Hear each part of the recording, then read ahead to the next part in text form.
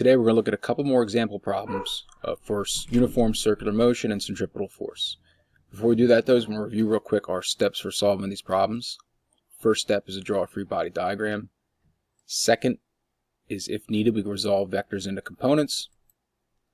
Third, we'll apply Newton's second law in the radial or centripetal direction. And then we solve our equation. And don't forget, we're going to choose towards the center of the circle as our positive direction.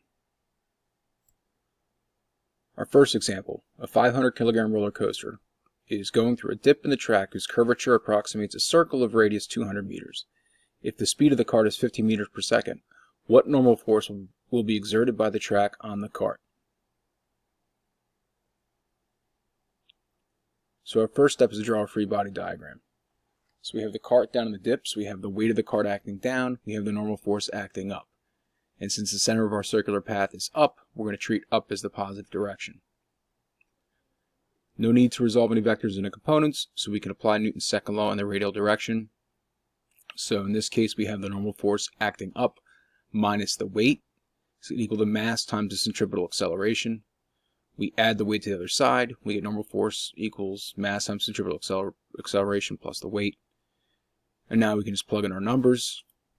So we have 500 times 15 squared divided by 200 plus 500 times 9.8, which gives us 560 plus 4,900.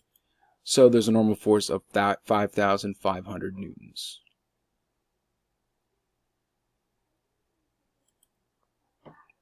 Our second example, a sports car goes over the rounded top of a hill with a radius of 95 meters.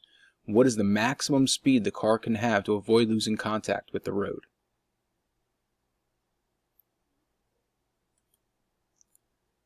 So in a situation like this, when the car loses contact with the road, the normal force is actually zero. So we draw for our free body diagram. The only force that's going to be acting on the car is the weight.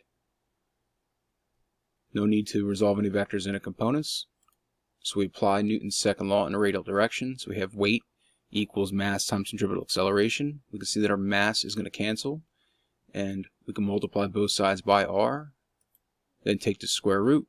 And we find the maximum speed is equal to the square root of g times the radius. So in this case, that's the square root of 9.8 times 95, which is 31 meters per second.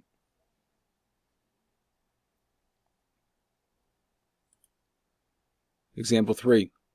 What minimum speed must a roller coaster be moving when upside down at the top of a circle so that the passengers don't fall out? Assume a radius of curvature of 10 meters. So similar to the previous example, when a car is doing a roller coaster is doing a vertical loop, at that highest point where it can just make it around the circle, it would lose contact with the track, so our normal force again would be zero. So we draw a free body diagram. The only force acting on a roller coaster is going to be the weight acting down. No need to resolve any vectors, so we apply Newton's second law in a radial direction, and just like the previous example, we can cancel out the mass and solve for v. So our minimum speed to make it around this vertical loop is equal to the square root of 9.8 times 10, which is 9.9 meters per second.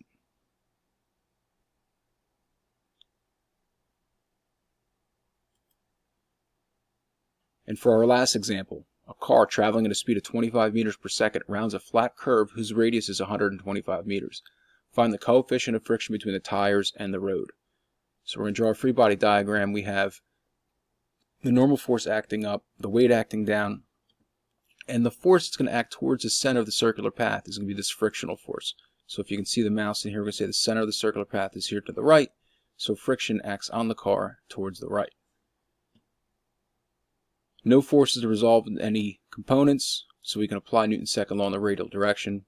The only force that acts along that line between the object and the center of the circular path is the frictional force. We can ignore the normal force and the weight, so frictional force equals mass times centripetal acceleration. And since it's a flat road, frictional force will equal the coefficient times the normal force, which is the coefficient times the weight. We have mass on both sides, we can cancel out our mass. And if we divide both sides by g, that coefficient of friction will equal the speed squared divided by g times r. So in this case, that's 25 meters per second squared, divided by 9.8 times 125, which gives us a coefficient of friction of 0.51.